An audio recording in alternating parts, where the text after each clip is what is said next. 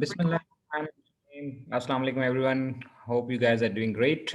आज का जो हमारा टॉपिक है वो है जी इकोनॉमिक रीजनल इकोनॉमिक इंटीग्रेशन। ये इंटरनेशनल बिजनेस एंड ट्रेड के अंदर या यूं कह लें कि इंटरनेशनल इकोनॉमिक्स का जो सब्जेक्ट है उसके अंदर एक बहुत ही अहम टॉपिक है, जिसमें हम ये देखते हैं कि जी मुख्तलिफ मुल्क जो मिलकर जो बड़े बड़े ब्लॉक्स बना लेते हैं, तो ये क्यों बनाते हैं। जैसे यूरोपीय यूनियन का नाम आपने सुना है, नेफ्टा है, north American free trade agreement हैं, या इसी तरह के और बहुत सारे जो एग्रीमेंट्स होते हैं, ये क्यों होते हैं और इससे क्या फ़ायदा होता है। और ये इस वक्त कौन कौन से एग्रीमेंट्स दुनिया में बड़े बड़े ऐसे हो चुके हैं जिनकी वजह से काफ़ी ब्लॉक्स जो हैं वो हमारे वजूद में आए हैं। तो ये चीज़ें हम इंशाल्लाह इस कोर्स में इस वीडियो में डिस्कस करेंगे। कोकब मंजूर आपकी खिदमत में हाजिर है जी, टीचर ट्रेनर लाइफ कोच। आप उम्मीद है आपको बाकी वीडियोस की तरह ये वीडियो भी पसंद आएगी। जी, कॉपी पेंसिल आपके पास है, so begin, let's begin. Regional economic integration, 3 words. Regional कहते हैं इलाकाई, इकोनॉमिक मीन वो जिसका हमारी इकोनॉमी के साथ, हमारे जो है वो मईशत के साथ कोई ना कोई ताल्लुक हो। और इंटीग्रेशन का मतलब है जुड़ जाना, मिल जाना। यानी जब 2, 4, 5 या 8, 10 मुल्क मिलकर एक एग्रीमेंट करते हैं, तो जो जिससे वो कुछ फ़ायदा, इकोनॉमिक फ़ायदा हासिल करना चाहते हैं, तो वो हम उसे कहते हैं एक रीजनल इकोनॉमिक इंटीग्रेशन। अब ये एक्चुअली इसकी डेफिनेशन क्या है? तो हम ये कहते हैं जी, ऐसे एग्रीमेंट जिनके अंदर मुल्क जो हैं, वो करीब-करीब के मुल्क अक्सर मिलकर क्या करते हैं, जो एग्रीमेंट करते हैं कि जी क्या करेंगे हम, reduce and ultimately remove the tariff and non tariff trade trade barriers.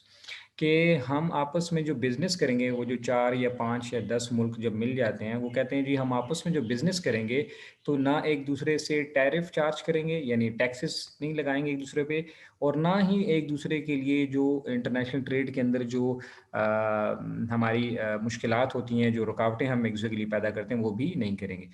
ना सिर्फ इनको कम कर देंगे, बल्कि जो हैं उनको ख़त्म कर देने की कोशिश करेंगे, ताकि free flow of goods and services हो, यानी एक मुल्क से दूसरे मुल्क में आसानी से चीज़ें आएँ और जाएँ, ठीक है। और फैक्टर ऑफ प्रोडक्शन, यानी जैसे लेबर है, कैपिटल है, ये अगर एक मुल्क से दूसरे मुल्क में कोई शिफ्ट करना चाहता है, तो वो बगैर किसी रुकावट के कर ले। इसको कहते हैं रीजनल इकोनॉमिक इंटीग्रेशन। तो क्या होता है जी, कुछ मुल्क मिलकर एक एग्रीमेंट कर लेते हैं कि जी हम आपस में जो ट्रेड करेंगे, उसमें हम एक दूसरे से कोई ना टैक्सेस चार्ज करेंगे और ना ही कोई ऐसी रुकावट खड़ी करेंगे जिससे कि ट्रेड में मुश्किलात हों, और अगर कोई है तो ना सिर्फ उसको कम करेंगे, बल्कि धीरे धीरे उसको ख़त्म कर देंगे।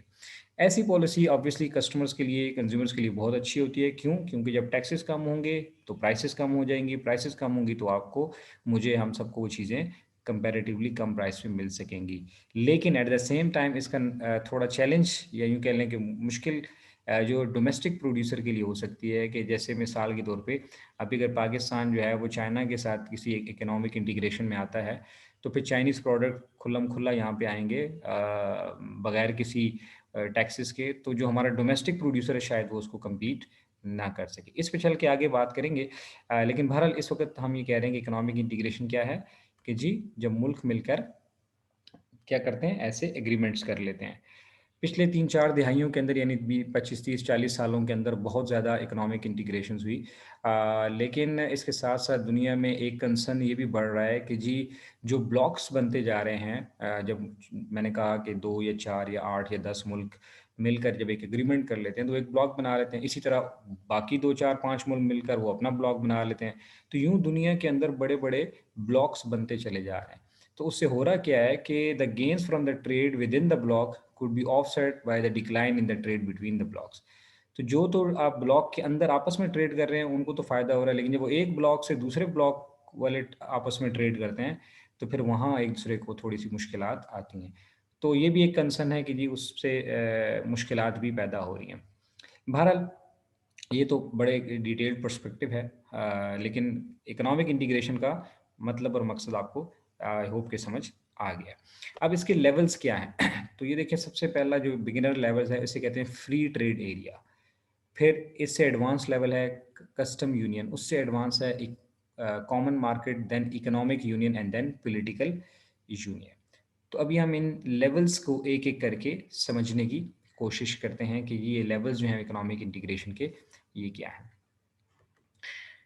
सबसे पहले हमारे पास है फ्री ट्रेड एरिया। इसमें क्या करते हैं, जो मुल्क ऐसा एग्रीमेंट कर लेते हैं, जिसे FTA इन शॉर्टली कहते हैं, वो कहते हैं जी all barriers to the trade of goods and services among the member countries are removed. फर्ज कर लेते हैं, अज्यूम कर लेते हैं कि जी दो मुल्क हैं या तीन या चार मुल्क हैं, वो अगर फ्री ट्रेड एरिया बना लें, आपस में एग्रीमेंट कर लें, तो वो आपस में क्या करेंगे, जितनी भी ट्रेड करेंगे उसमें कोई किसी किस्म की जो टैक्सेस हैं, जो टैरिफ्स हैं और जो नॉन टैरिफ ट्रेड बैरियर्स हैं वो ख़त्म कर देंगे। अच्छा, यहाँ पे एक बात आपको बता दूं, अगर आपने वो आपको ये नॉन टैरिफ ट्रेड बैरियर का नहीं मालूम, तो मैंने इस पे भी एक वीडियो बनाई हुई है, बल्कि एक नहीं, 3-4 वीडियोस हैं जिसमें मैंने तफसीलन नॉन टैरिफ ट्रेड बैरियर्स को एक्सप्लेन किया हुआ है। तो वो आपको डिस्क्रिप्शन में भी मिल जाएगा, ऊपर शायद कार्ड्स में भी वो आपको नज़र आ जाए। तो टैरिफ पे अलग वीडियो है और नॉन टैरिफ ट्रेड बैरियर्स के ऊपर अलग से 2-3 वीडियोस हैं, तो आपको वो पूरा कॉन्सेप्ट है अच्छे से समझ आ जाएगा वहाँ पे।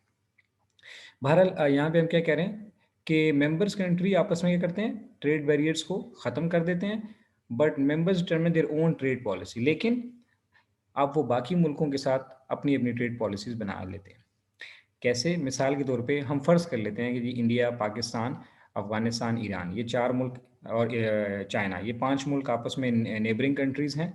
तो ये क्या कर लें कि ये अगर फ़र्ज़ कर लेते हैं कि ये फ्री ट्रेड एरिया बना लेते हैं, तो आपस में जो भी ट्रेड करेंगे, इसमें कोई भी चार्जेज़ नहीं लगाएँगे एक दूसरे पे, कोई टैक्सेस नहीं होंगे। प्लस लेकिन ये जब दूसरे मुल्क के साथ ट्रेड करेंगे, लाइक फॉर एग्ज़ाम्पल अफ़गानिस्तान जब अमेरिका के साथ ट्रेड करे या पाकिस्तान जब अमेरिका के साथ ट्रेड करेगा, तो अपनी-अपनी ट्रेड पॉलिसीज़ बना लेंगे, चाहे वो टैक्स लगाएँ या ना लगाएँ। कोई भी अपनी मर्ज़ी की पॉलिसी लगा सकते हैं। तो ये है free trade area concept. So this means no discriminatory tariff, quotas, subsidies or administrative impediments are allowed to distort the trade between the member। तो मेंबर कंट्रीज आपस में कोई इस किस्म की चीज़ नहीं लगाएंगे।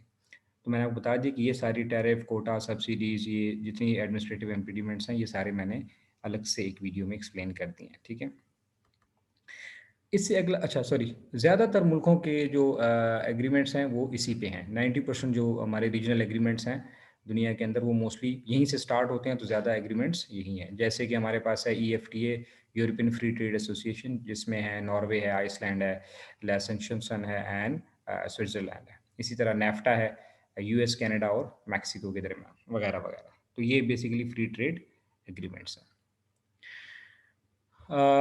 Then comes the next level, that is called custom union. Custom union में हम क्या करते हैं, बल्कि सॉरी, मुल्क क्या करते हैं, एक तो वो सारे ट्रेड बैरियर ख़त्म कर देते हैं, प्लस यानी आपस में ट्रेड बैरियर्स ख़त्म कर देते हैं, plus common external trade policy.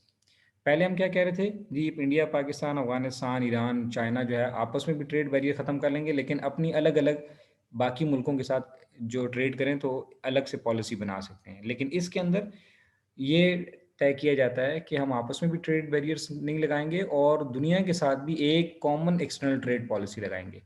यानी जो टैक्स या टैरिफ पॉलिसी अफगानिस्तान लगाएगा, वही पाकिस्तान, वही इंडिया, वही लगाएगा, चाइना वगैरह, किसके लिए? अमेरिका के लिए, कनाडा के लिए, US, जर्मनी के लिए, वगैरह वगैरह। तो कॉमन एक्सटर्नल ट्रेड पॉलिसी, तो आपस में ट्रेड बैरियर ख़त्म और बाकी लोगों के साथ, बाकी मुल्कों के साथ, दुनिया के, उनके साथ एक ही तरह की पॉलिसी बनाते हैं। तो इससे वो चाहते हैं कि मज़ीद इकोनॉमिक इंटीग्रेशन हो जाए। तो यूरोपीय यूनियन जब स्टार्ट हुआ था तो उसका बेसिकली इसी as a custom union start हुआ था, लेकिन अब वो अगले स्टेजेस पे पहुंच गया है। इस वक्त हमारे पास एंडियन कम्युनिटी के नाम से, पहले का एंडियन पैक्ट हुआ, एक मुआहदा हुआ, लेकिन अब वो एंडियन कम्युनिटी के नाम से जाना जाता है, जिसमें बोलीविया, कोलंबिया, इक्वाडोर और पेरू जो हैं वो कस्टम यूनियन है। यानी ये 4 मुल्क आपस में भी एक दूसरे से ट्रेड करते हुए कोई टैक्सेस नहीं चार्ज करते, कोई ट्रेड बैरियर्स नहीं है, और प्लस सारी दुनिया के लिए एक जैसी पॉलिसी इन्होंने बनाई है। जो बोलीविया की पॉलिसी होगी वही कोलंबिया की है, वही इक्वाडोर की है। इससे अगला लेवल है फिर हमारे पास कॉमन मार्केट। कॉमन मार्केट में क्या होता है कि ट्रेड बैरियर भी ख़त्म कर देते हैं, एक्सटर्नल ट्रेड पॉलिसी भी बना लेते हैं, plus free movement of factor of production भी करते हैं। फैक्टर ऑफ प्रोडक्शन में क्या है, हमारा लेबर, यानी कोई भी लेबर किसी भी मुल्क का, यानी जो सॉरी जो कॉमन मार्केट के अंदर जो मुल्क आ रहे हैं, जिन्होंने ऐसा एग्रीमेंट किया है, वो आपस में एक दूसरे के मुल्क के जो लेबर है उसको एडजस्ट करते हैं। कोई माइग्रेशन या इमिग्रेशन के कोई इश्यूज वहाँ पे नहीं होते, यानी मीन्स कोई सख्तियाँ, मुश्किलात, हर्डल्स नहीं होती। इसी तरह कोई इन्वेस्टमेंट करना चाहता है, यानी कैपिटल को मूव करना चाहता है, तो वो भी आराम से कर सकते हैं। So labour and capital are free to move because there are no restriction on immigration and immigration, यानी इमिग्रेंट होना या माइग्रेट होने, दोनों सूरतों में वो कोई रिस्ट्रिक्शंस नहीं लगाते। तो क्या करते हैं, 3 काम करते हैं, आपस में भी ट्रेड बैरियर ख़त्म कर दिए, बाकी दुनिया के साथ एक एक्सटर्नल पॉलिसी, प्लस आपस में फैक्टर ऑफ प्रोडक्शन को भी फ्रीली मूव करने की इजाज़त है। अब जैसे देखें, पाकिस्तान, इंडिया और ईरान और अफगानिस्तान, अनफॉर्चुनेटली इन चारों मुल्कों के ताल्लुकात कोई इतने ज़्यादा अच्छे नहीं है, तो हमारे लेबर आसानी से या हमारा कैपिटल आसानी से एक दूसरे मुल्कों में, एक मुल्क से दूसरे मुल्क में आसानी से मूव नहीं हो रहा। अब बाकी दुनिया देखें कर रही है, तो होना तो यहाँ पर भी चाहिए था, लेकिन बहरहाल एनीवे इट्स, हम उस डिटेल में नहीं जाते। तो इससे क्या होता है, सिग्निफिकेंट हार्मनी होती है अमंग द मेंबर कंट्रीज, उससे fiscal policy, monetary policy, employment policy बनाने में काफ़ी हेल्प हो जाती है। तो फॉर एग्जांपल कोई यहाँ से इंडिया जाना चाहता है, इंडिया वाला ईरान जाना चाहता है, ईरान वाला अफगानिस्तान जाना चाहता है, अफगानिस्तान वाला चाइना जाना चाहता है, या वो कोई इन्वेस्ट करना चाहता है, तो वो आराम आसानी से मूव कर सकते हैं। इस वक्त मर्कोसर के नाम से है दुनिया में, जो ब्राज़ील, अर्जेंटीना, पैराग्वाय और यूरुग्वाय ने ये एग्रीमेंट किया, तो वो कोशिश कर रहे हैं कि वो इस स्टेटस को अचीव कर लें।